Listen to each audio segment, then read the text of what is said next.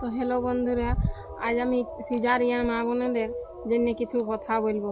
ডাক্তাররা বলে যে 6 মাস 9 মাস যাই হোক কিছু তো সময় দেই বলো, যে বলে ভারী কাজ করবে না কিছু নয়। তো আমরা কজনে শুনি বলো? আমরা বলি ও করেছে, ও আর কিছু হয় নাই, আমার কি হবে, আমারও কিছু নাই হবে, সেই ভাবনা চিন্তা করি আমরা কাজ করি।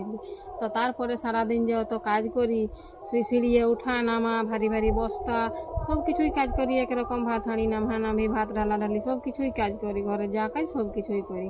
তো কিন্তু তাতে কিন্তু ডাক্তারের কোনো লাভ নাই, তাতে কিন্তু আমাদেরই ক্ষতি হয়। কি হয় বলো দেখি?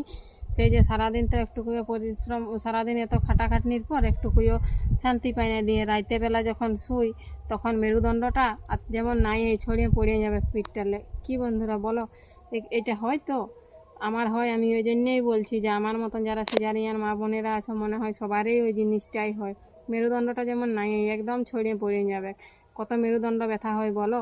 তাহলে ডাক্তাররা ওদের ভালোর জন্য নাই, আমাদের ভালোর জন্যই বলে ওই সকল কথা, কিন্তু আমরা ক লোকে শুনি বলো? আমরা নিজেদের বিপদ আমরা নিজেরাই ডেকে আনি।